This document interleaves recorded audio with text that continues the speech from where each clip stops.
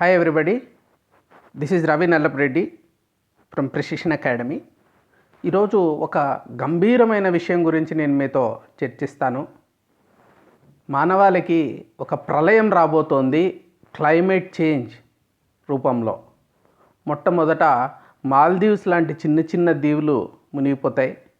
తర్వాత బాంబే, మద్రాస్, కలకత్తా లాగా కొన్ని తీర ప్రాంతంలోని నగరాలు ముంపుకు గురి కావడం, తర్వాత మంచు కరిగిపోవడం, హిమాలయాల్లో కానీ అంటార్కిటిక్లో ఈ గ్లేషియర్స్ అన్నీ కరిగిపోవడం, వరదలు ముంచెత్తడం, తర్వాత మాన్సూన్స్ గతి తప్పడం, ఎల్నినో లానినో, తర్వాత పూర్తిగా కరువు తాండవించి పశుగ్రాసం లేక పశువులు మరణించడం, మనుషులు పిట్టల్లా రాలిపోతారు.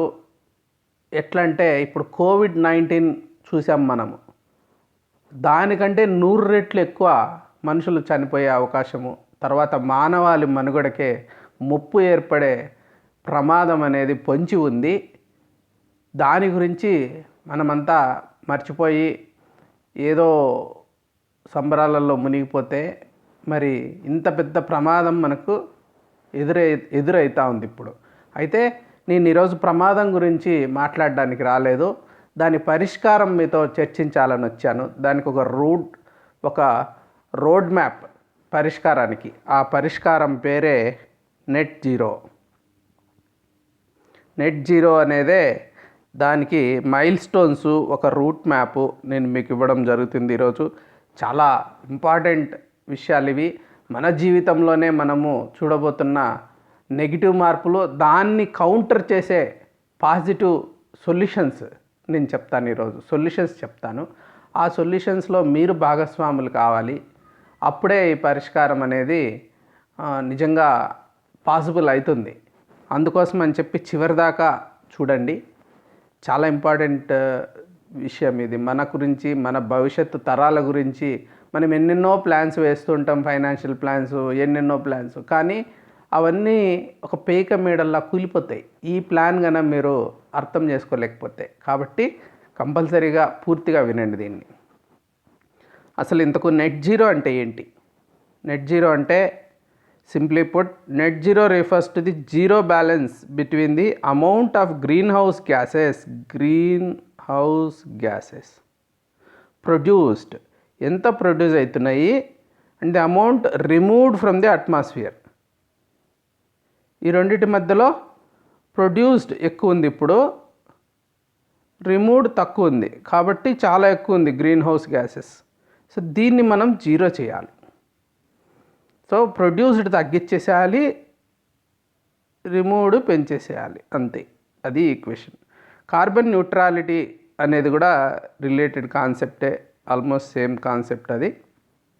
So net zero carbon dioxide emissions ఉంటే కార్బన్ న్యూట్రాలిటీ అంటారు. ఇంకా వివిధ రంగాలలో ఫస్ట్ బిల్డింగ్స్, రెసిడెన్షియల్ కాంప్లెక్సెస్, అక్కడ జరిగే విషయాల గురించి చెప్తాను. Green buildings. So households with rooftop solar PV మిలియన్స్లో, అంటే ప్రతి ఇంటి పైన సోలార్, అపార్ట్మెంట్ కాంప్లెక్స్లో అన్నిటికీ కూడా సోలార్ ఫోటోవోల్టాయిక్ సెల్స్ పెట్టుకోవాలి. ఎన్ని మిలియన్స్? ఇప్పుడేమో 25 మిలియన్స్ ఉన్నాయి 2020లో. 2030కి దాన్ని 100 మిలియన్స్ చేయాలి మనం. 2050కి 240 మిలియన్స్ చేయాలి. సో బై 2050 ఈ ప్రాబ్లం సాల్వ్ చేసుకోవాలి మనం. అది ప్రపంచం మొత్తం చూస్తూ ఉండేది.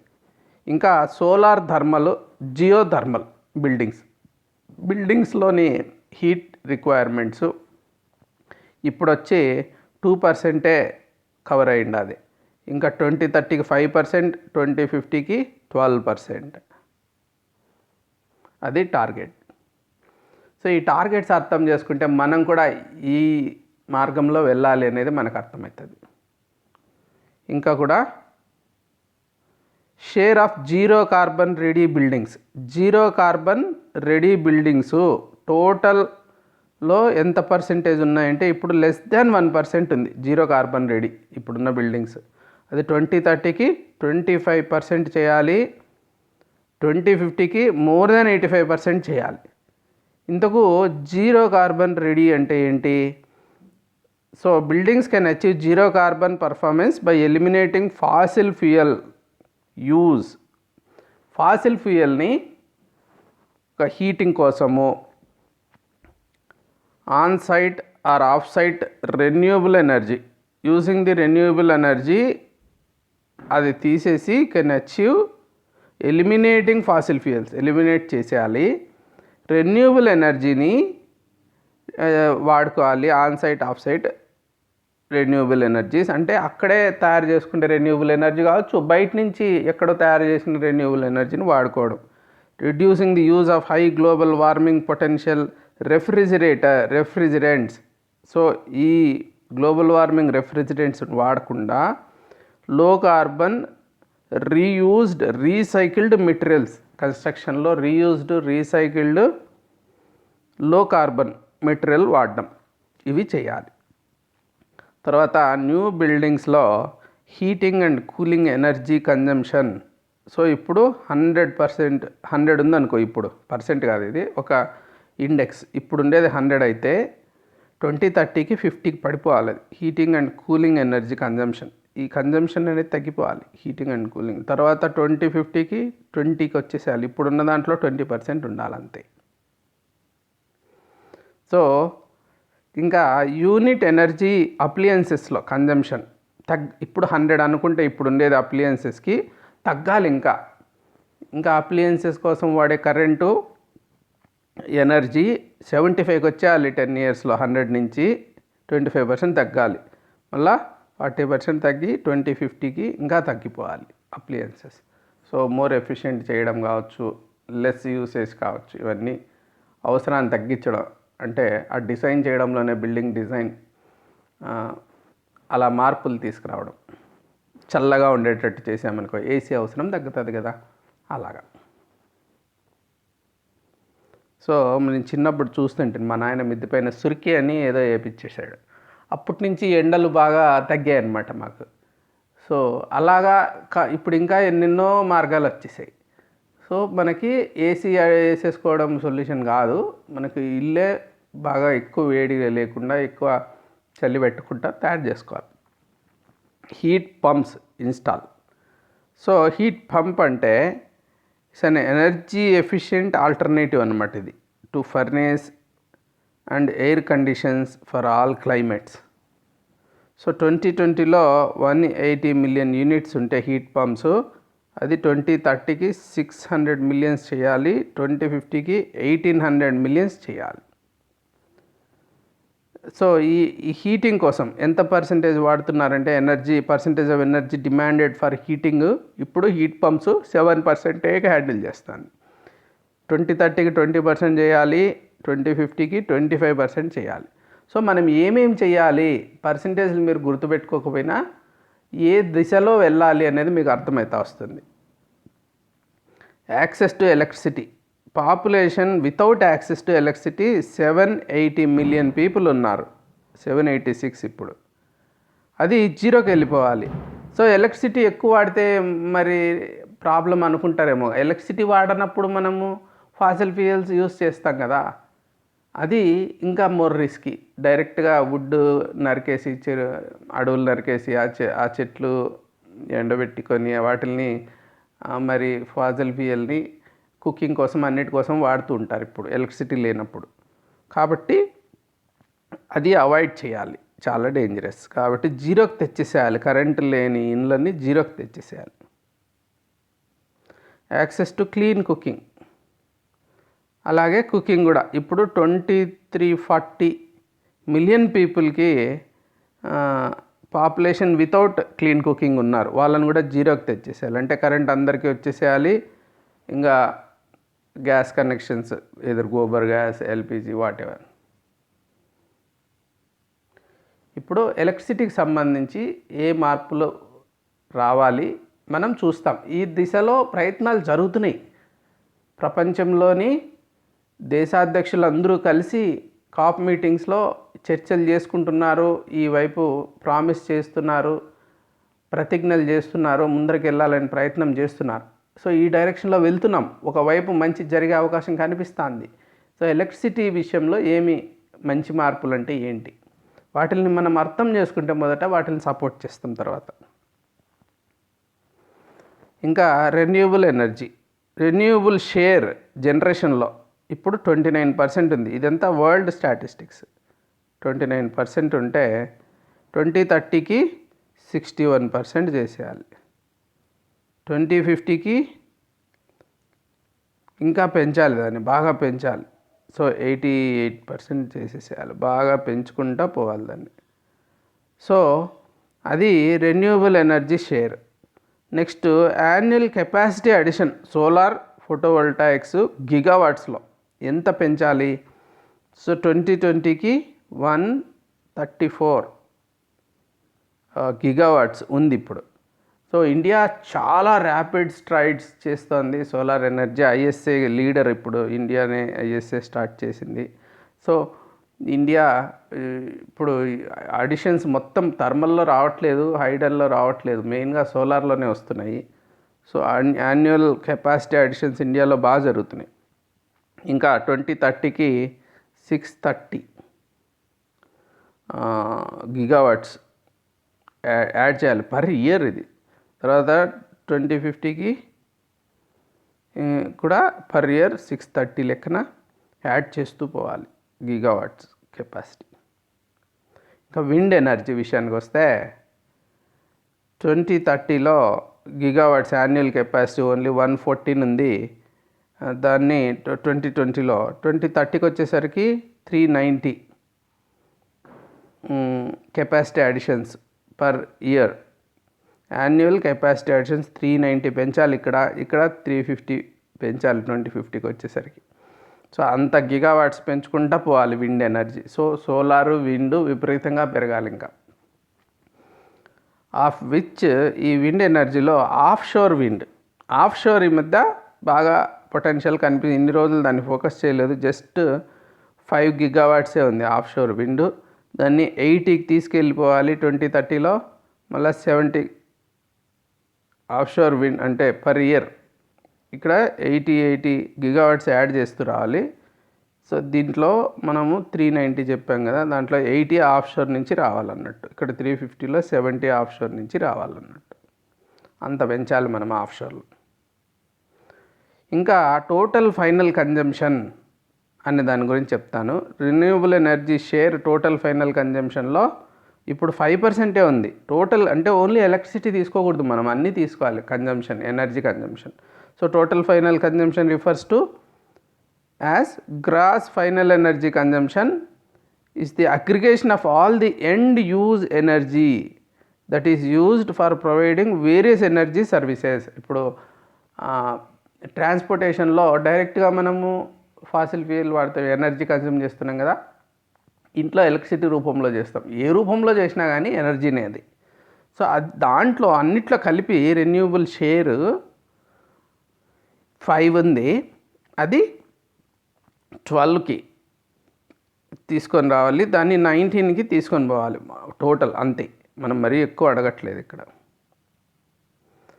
So share of electricity total final కన్జంప్షన్లో ఎలక్ట్రిసిటీ షేర్ పెంచాలి. అది 20 ఉంది ఇప్పుడు 2020లో. 30కి వచ్చేసరికి 26, 2050కి 49% ఎలక్ట్రిసిటీ రూపంలో కన్జ్యూమ్ చేయాలి. సో ఎలక్ట్రిక్ వెహికల్స్ కావచ్చు, అన్నీ ఎలక్ట్రిసిటీ బేస్డ్ రన్ చేయాలి. ఇంకా ఇండస్ట్రీ విషయానికి వస్తే సోలార్ థర్మల్, జియో థర్మల్ ఇండస్ట్రీలో ఇప్పుడు ఏం వాడట్లే. ఇండస్ట్రీస్లో ఏ ఫ్యాక్టరీస్లో సోలార్ థర్మల్ కానీ ఇవంతా ఇళ్లల్లో కొన్ని కనిపిస్తున్నాయి, కానీ సోలారు మరి ఇంకా ఇండస్ట్రీస్కి రాలేదు. అది 2030కి 1%, 2050కి 2%. థర్మల్ విషయంలో మాత్రమే మాట్లాడుతున్నాం ఇక్కడ. ఎనర్జీ అన్ని ఫార్మ్స్ కాదు, జస్ట్ వేడి చేయడం కోసం. So direct reduced iron. So energy intensity of direct reduced iron from natural gas giga joules, GJ అంటే గిగా జౌల్స్ పర్ టన్. అంటే ఏంటి డైరెక్ట్ రెడ్యూస్డ్ ఐరన్ అన్నా కానీ దీన్ని స్పాంజ్ ఐరన్ అంటే ఈజీగా అర్థమవుతుంది మనకి, డిఆర్ఐ అంటారు దాన్ని. It is produce from the direct reduction of iron ore into iron ఓర్ని మైనింగ్ చేసి తీసుకొచ్చి ఐరన్గా తయారు చేసి reducing gas or eliminating carbon produced from natural gas.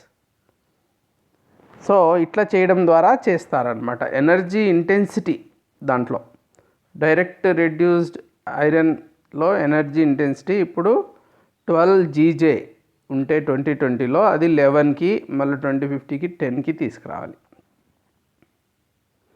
So steel production with EAF. So ఇదేంటిది? The production to produce a ton of steel in an electric arc furnace it requires approximately 400 kilowatt hours, 1.44 gigajoules అనమాట అది per short ton or about 440 kilowatts per ton. So 1.6 gigajoules. So steel produced with EAF అనేది ఇప్పుడు 24% ఉంది. Electric arc furnace ఇది మంచిది, ఇది గుర్తుపెట్టుకోవాలి మీరు. ఏది మంచిది అనేది ఆ వైపుకి ఇండస్ట్రీ వెళ్ళాలి. మళ్ళీ 37%, ఇలా 53%. ఇవన్నీ మనం గమనిస్తూ ఉండాలి. ఇండస్ట్రీ వాళ్ళు వాళ్ళ కాస్ట్ రెడ్యూస్ చేసుకుంటారు తప్పించి ఎన్విరాన్మెంట్ కాస్ట్ పట్టించుకోకపోవచ్చు. ఇది చూడాలి కంపల్సరీగా. మనమంతా కూడా గమనిస్తుండాలి. ప్రభుత్వం దీని మీద దృష్టి పెట్టాలి. Energy intensity. So process energy intensity of primary chemicals gigajoules per ton లెక్క తీస్తే ఇప్పుడు 17 ఉంది. దాన్ని 16కి, దాన్ని 50లో 15కి తగ్గించాలి. తర్వాత యాన్యువల్ ఎనర్జీ ఇంటెన్సిటీ ఇంప్రూవ్మెంట్ ఎంజేలో లెక్కేస్తున్నాడు ఇక్కడ. పర్ USD GDP పర్సంటేజ్ తీస్తే మైనస్ ఇలా ఉంది కదా, ఇది పెంచుకొని ఇట్లా ఇక్కడికి రావాలి. Electricity share in light industry. కొంత కన్ఫ్యూజ్ కావచ్చు. లైట్ ఇండస్ట్రీ అంటే ఏంటంటే ఎలక్ట్రిసిటీ లేకుండా లైట్లు ఎలా వస్తాయని. ఆ లైట్ కాదు ఇది. Light industry are industries that usually are less capital intensive, ఎక్కువ ఇన్వెస్ట్మెంట్ లేకుండా ఉండేటివి లైట్ ఇండస్ట్రీస్ అనమాట than heavy industry. And are more consumer oriented than business oriented కాదు, ఇది consumer oriented. As they typically produce smaller consumer goods, చిన్నవి ఏదో తయారు చేస్తుంటారు. అట్లాంటి లైట్ ఇండస్ట్రీలో ఎలక్ట్రిసిటీ షేర్ వచ్చేసి 43% ఉంది ఇప్పుడు. దాంట్లో ఎలక్ట్రిసిటీ షేర్ 53%కి మళ్ళీ 76%కి పెంచాలి లైట్ ఇండస్ట్రీ. ఇంకా ట్రాన్స్పోర్ట్ చాలా ఇంపార్టెంట్ సెగ్మెంట్ ఇది. ఫ్యూయల్ కన్జంప్షన్ ఆఫ్ ట్రక్స్ చూస్తాం స్టార్టింగ్లో. ఇప్పుడు 100 అనుకో అది index. Average fuel consumption of IC internal combustion engines. So నేను మెకానికల్ ఇంజనీరింగ్లో చాలా ఇంపార్టెంట్గా దీని గురించి తెలుసుకున్నా, IC గురించి. ఇంకా ఫ్యూచర్లో దాన్ని ఫేజ్ అవుట్ చేసేయాలి, దాని రోజులు అయిపోయాయి చాలు ఇంకా ICs. హెవీ ట్రక్స్లో 81కి దించాలి. ఇప్పుడు 100 ట్రక్స్లో ఉంటే IC ఇప్పుడు 81కి తగ్గాలి. 2050కి 63 ట్రక్స్. ఇంకా ఎలక్ట్రిక్ వెహికల్స్ ఇప్పుడు 1% ఉన్నాయన్నమాట ఎక్కడ కార్లలో ఎలక్ట్రిక్ వెహికల్స్. అది 2030 వస్తే 20%, 2050కి 85% పెంచుకోవాలి. సో ఇప్పుడు మా అపార్ట్మెంట్ కాంప్లెక్స్లో 25 ఫ్లాట్స్ ఉన్నాయి. దాంట్లో ఒక కారు ఆల్రెడీ ఉంది, అంటే మోర్ దాన్ 1% వచ్చేసింది మా వరకు.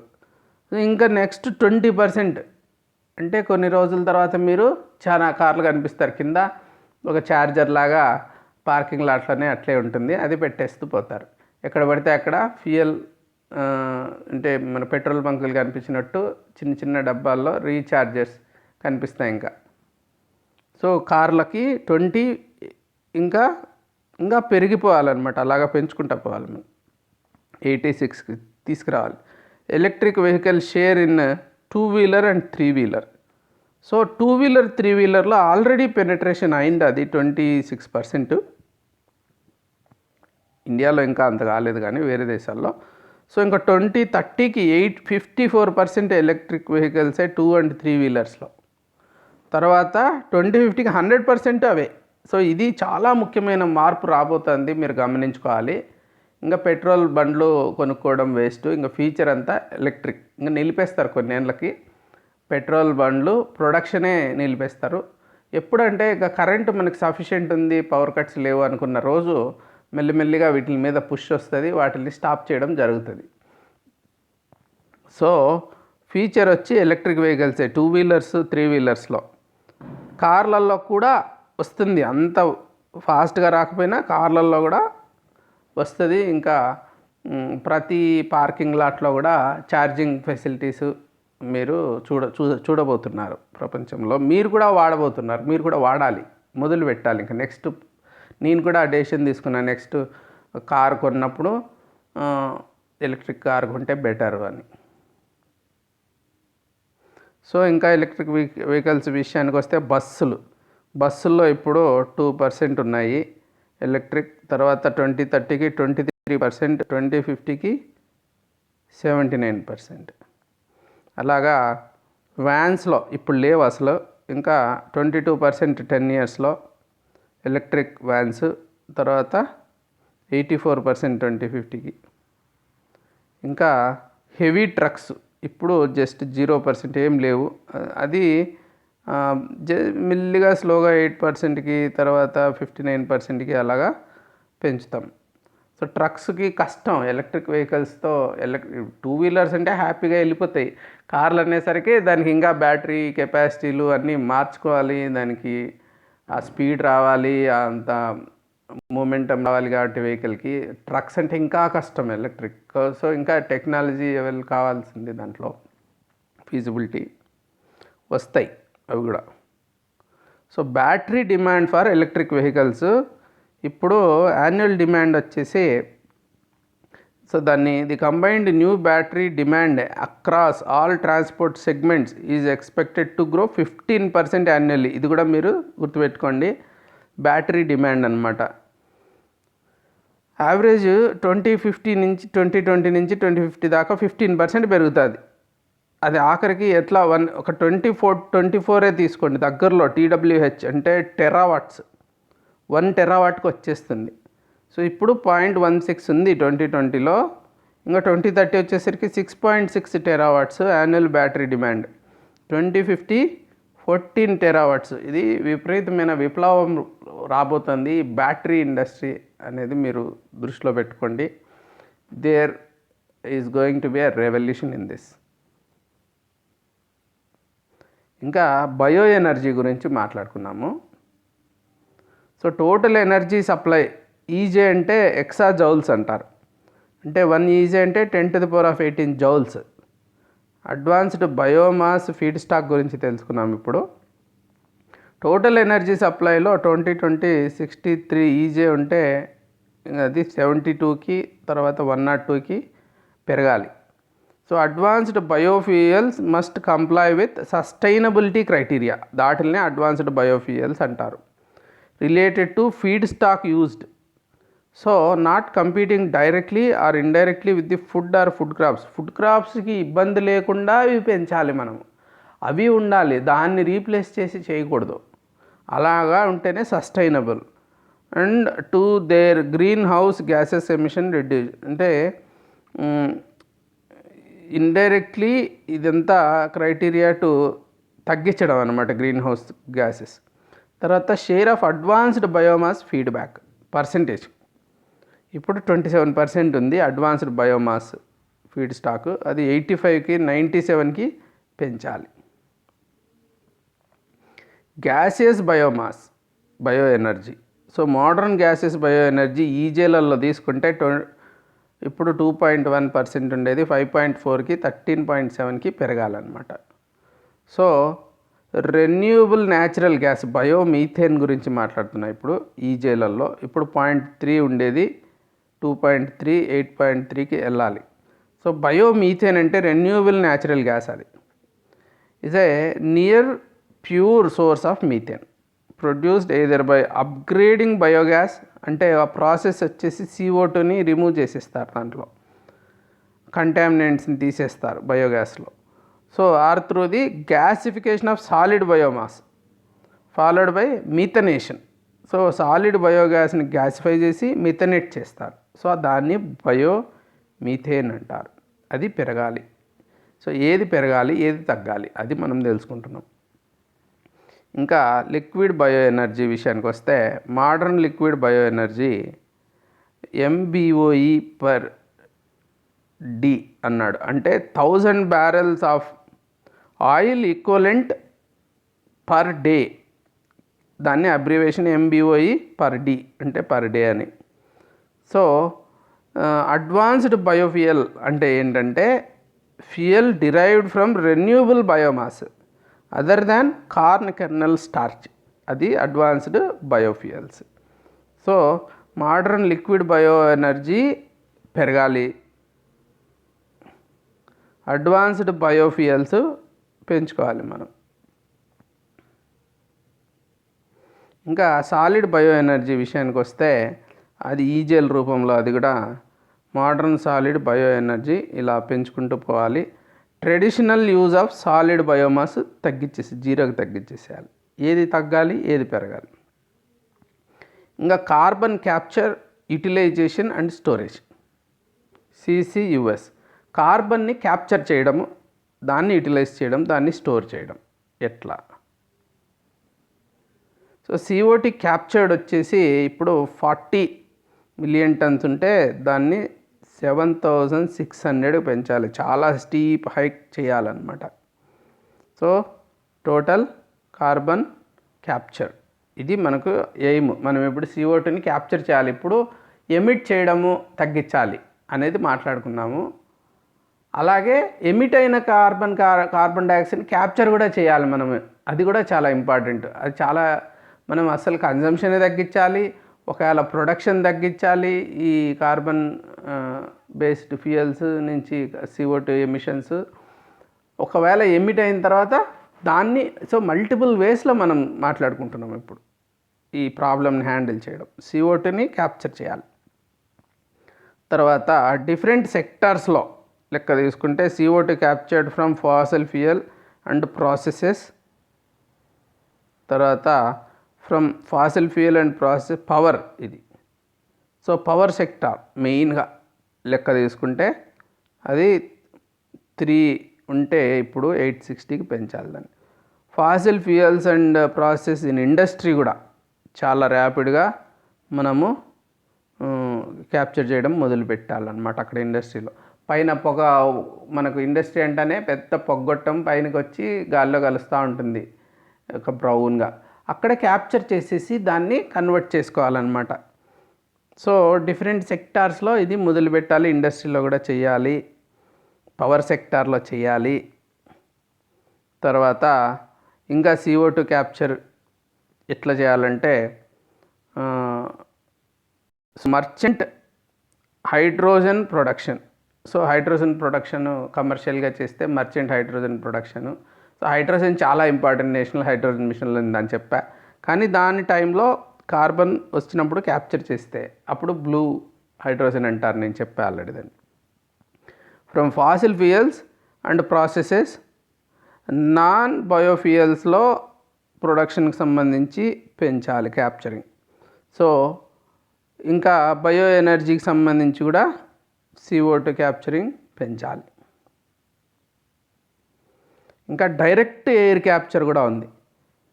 ఇప్పుడు ఢిల్లీ లాంటి సిటీస్లో ట్రై చేస్తున్నాం మనము, డైరెక్ట్గానే ఎయిర్లో నుంచి క్యాప్చర్ చేయాలి. డైరెక్ట్ ఎయిర్ క్యాప్చర్ వచ్చి ఇప్పుడు ఏం పెద్దగా లేదు, చాలా నెగ్లిజిబుల్, జీరో.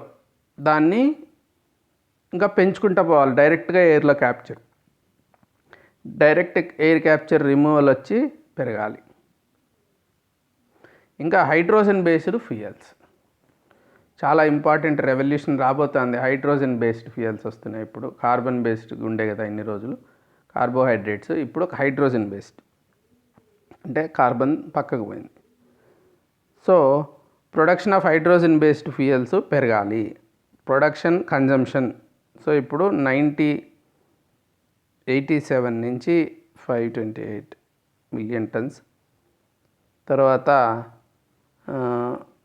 లో carbon hydrogen production. So hydrogen ప్రొడక్షన్లో హైడ్రోజన్ బేస్డ్ ఫ్యూయల్స్ పెంచాలి, దాంట్లో మళ్ళీ లో కార్బన్వి బాగా పెంచుకోవాలి మనం.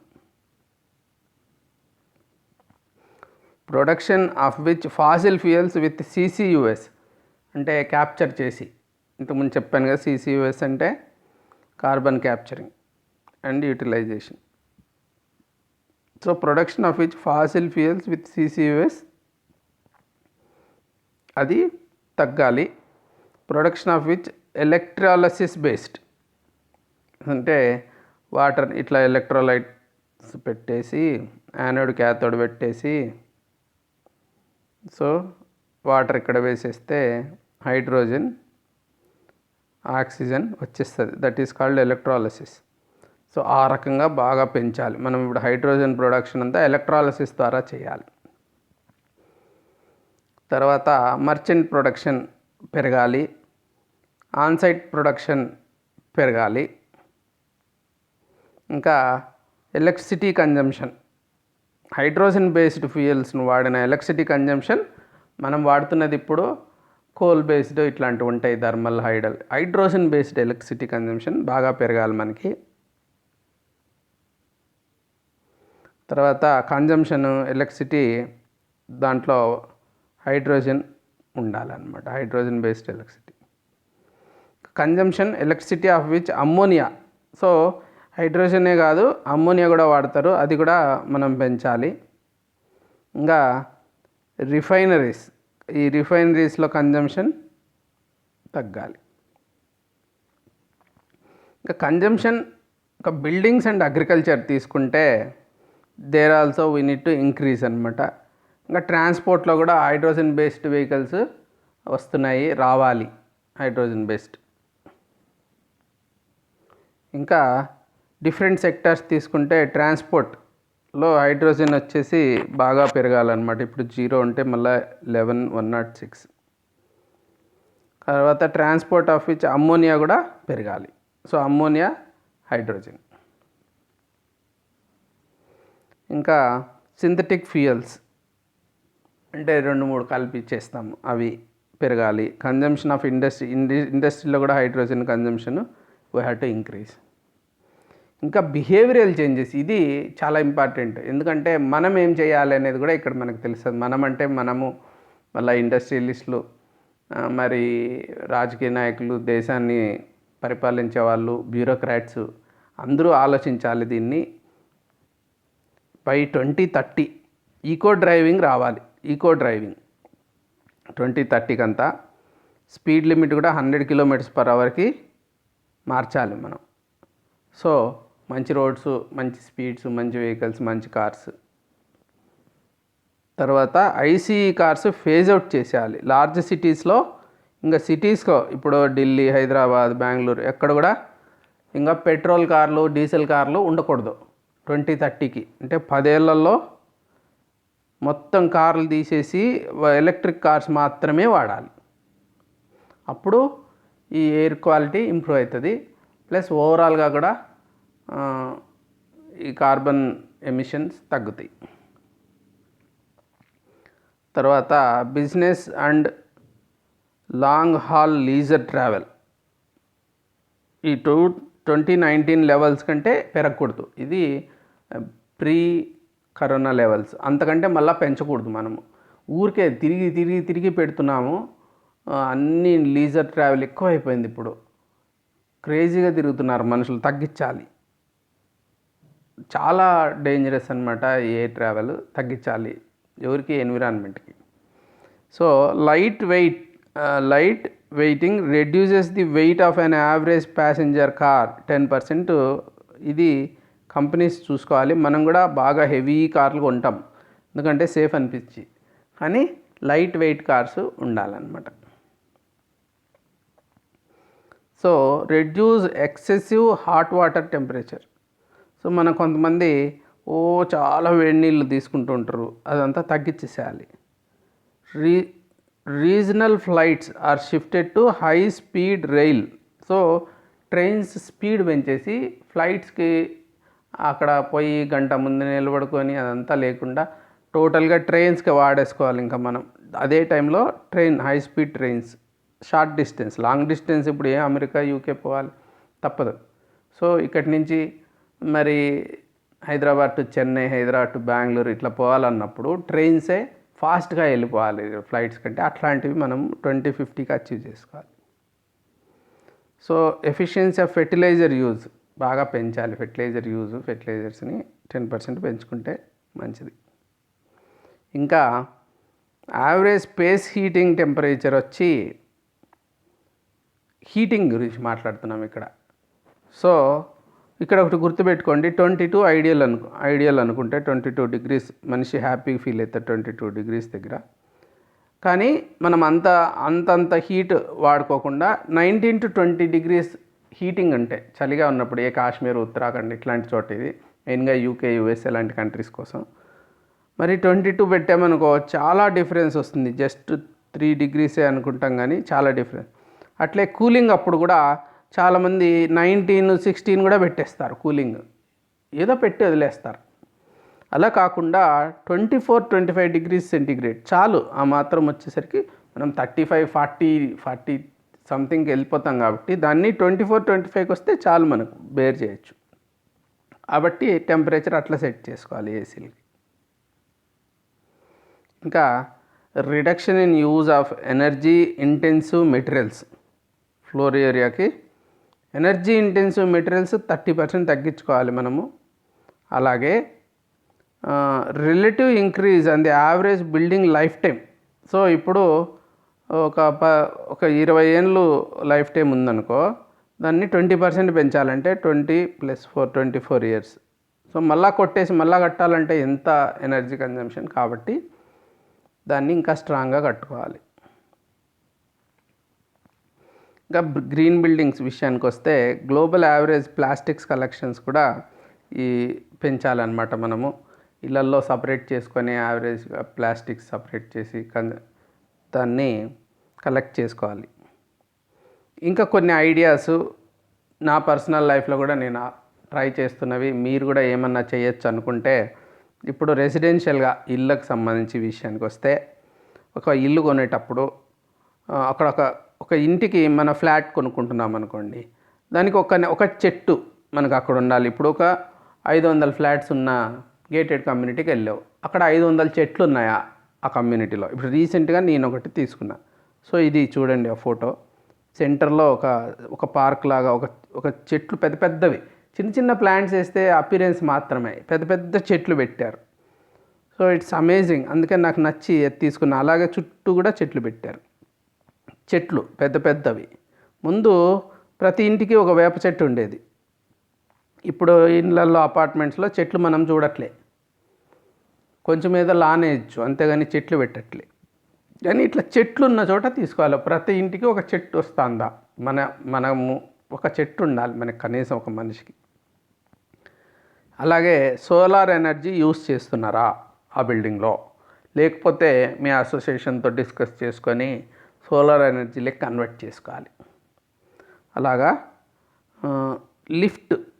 ఈ లిఫ్ట్ నేనైతే 1 year అయిపోయింది. నేను 4th floorలో ఉన్నా. ఇప్పుడు 1 year అయిపోయింది లిఫ్ట్ వాడి. దిగేటప్పుడు కనీసం లిఫ్ట్ వాడండి, అలాగే వాడకండి. సో స్టెప్స్ వాడచ్చు కదా, ఆరోగ్యానికి మంచిది. అనవసరం, ఎందుకు దిగేటప్పుడు ఎందుకు స్టెప్స్ వాడకుండా లిఫ్ట్ ఎందుకు వాడుతున్నాం. అలాగే ఎనర్జీ ఎఫిషియన్సీ ఎలక్ట్రికల్ అప్లయన్సెస్ తీసుకోవాలి. సో లైక్ LED బల్బులు అలాగనమాట. ఇంకా పాత తరం వాడకూడదు. ఏసీ పూలింగ్ అంటే జస్ట్ కాన్సెప్ట్. ఇప్పుడు మా ఇంట్లో కూడా 3 రూములకు 3 ఏసీలు ఎందుకని, ఒకటే రూమ్లో ఎక్కడ ఏసీ ఉందో అక్కడ పనుకోవడం, అట్లా పూలింగ్ చేసుకున్నాం అనుకో మనము. సో కొంత అనవసరమైన ఏసీ కన్జంప్షన్ తగ్గుతుంది. అలాగే టెంపరేచర్ కూడా 24 degrees పెట్టుకోవాలి. ఇంకా రెడ్యూస్ వాటర్ కన్జంప్షన్.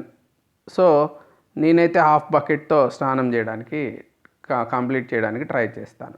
కొంతమంది ఇంకా షవర్ వాడతారు, ఇంక ఎన్ని బకెట్లో లెక్క కూడా ఉండదు. కొంతమంది అయితే 5-6 buckets నీళ్ళు వాడేస్తారు స్నానానికి. ఎందుకు, కొంచెం కేర్ఫుల్గా ఎఫిషియెంట్గా యూస్ చేసుకోవాలి వాటర్ని మనం. సో అదొకటి. సో ఇంకా ప్లాస్టిక్స్ని కూడా మనము వేస్ట్లో నుంచి సపరేట్ చేసి సపరేట్గా పెట్టాలి.